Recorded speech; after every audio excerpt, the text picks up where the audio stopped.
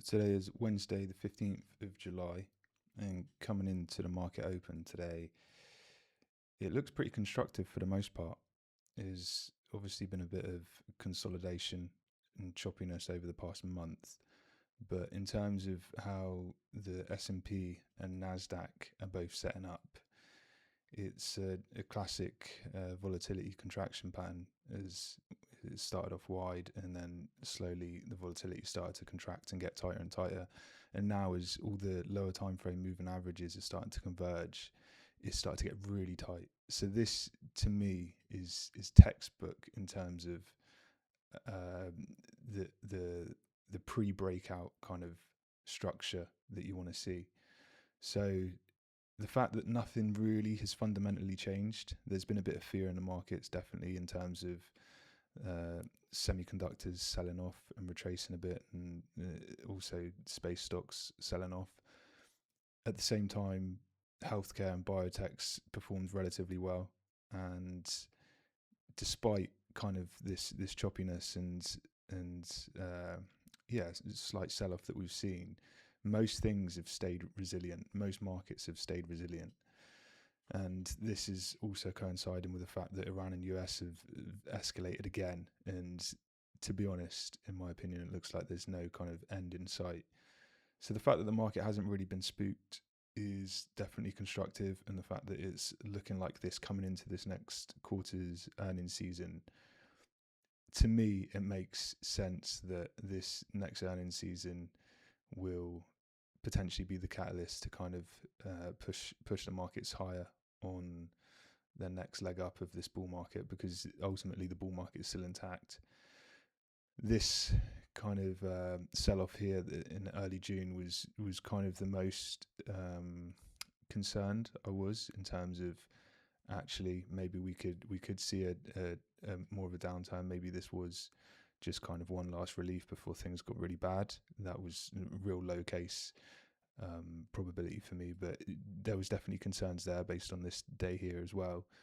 But the fact that the market didn't make new lows after that just looks really constructive, and the Dow Jones as well. There's no real warning signs at all, and the IWM holding up relatively well as well. So everything looks pretty good. Volatility is reset in terms of the VIX. The dollar index is holding its breakout level, so there's definitely potential for kind of continuation in that regard.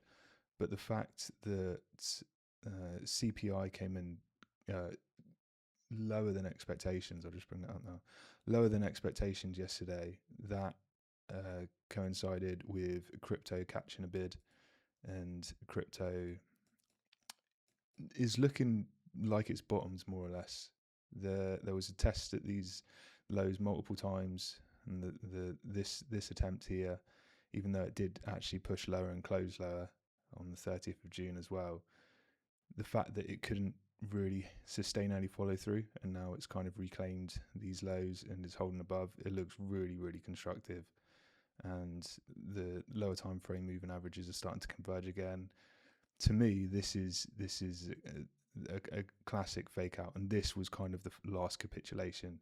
This was super aggressive. This is where strategy started. The sailors started selling some Bitcoin and continued even through this area here. But the fact that price didn't push lower is really constructive, and then that again coinciding with softer than expected CPI prints just looks good for risk at the minute. And in terms of today coming in, that would be another PPI coming in today.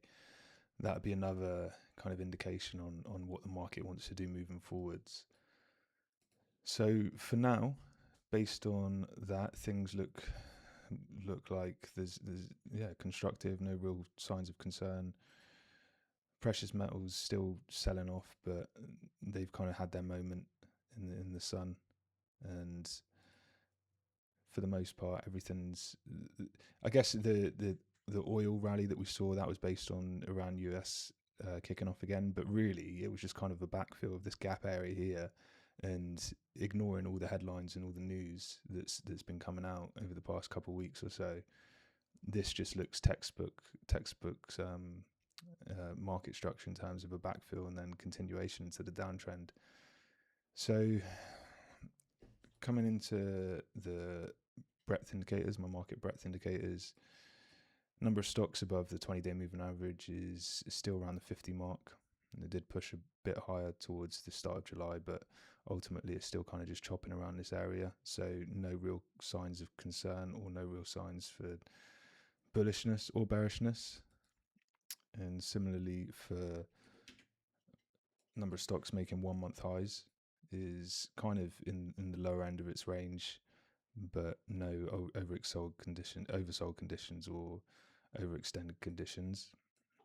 Again, for 52-week highs towards the lower end of their range, so definitely room for it to push towards the upside, which would make sense given everything else that's potentially lining up. And also with number of stocks making 52-week lows, not in the upper end of the range, but not exactly in the lower end. It's got a bit more room to go compared to the 52-week highs. Well, actually, no, it doesn't. Never mind. But yeah, no real warning signs. So the only thing that I didn't really like the look of were the bond yields, as especially on the weekly time frame, things just look like they're setting up for a breakout, especially on the 2-year, the 5-year, and the 10-year, especially on the 10-year. Wow. So that is a slight sign of concern for me, but at the same time, the fact that we did have a softer than expected CPI print, it kind of could go either way. It could be the start of a rolling over, actually, because the fact that yields have been this high for the best part of 3 years, even 4 years, it could be the start of a stage 4 downtrend. Is looking like it could break out at the same time. So I can't really say, but that's the only thing that makes me slightly concerned. And then just taking a look at the fear and greed index, fear right now, as of right now, but it has been hovering between fear and neutral over these past couple of weeks. So the market's starting to digest what's happened and potentially starting to move past kind of this initial pullback. And just again looking at market breadth indicators from stock B, yesterday was a relatively balanced day. There has been a bit of selling over the past week, but nothing too major. The only real signs of concern would be if there's the number of stocks on down 4% plus on the day was, say, above 800, 700, 800. That would be a bit of a sign of concern. So things look pretty good. I'm pretty happy with where the market's at. It definitely needed time to digest. And just seeing the number of stocks, the best performing stocks over the past week and month, nothing really to gain from this. Healthcare has had a bit of a rally, but yeah, it's not actually up too much on a month, so nothing really to gain for that. But yeah, things look constructive to me, and the fact that the market's been able to digest this initial kind of rally that is had is very constructive, and this tightness is really, really what you want to be seeing before a breakout. So I'm going into this first week of earnings season with it's still neutral. It still could I could still see it consolidate, the market consolidate a little bit more, but definitely leaning towards more of the bullish side.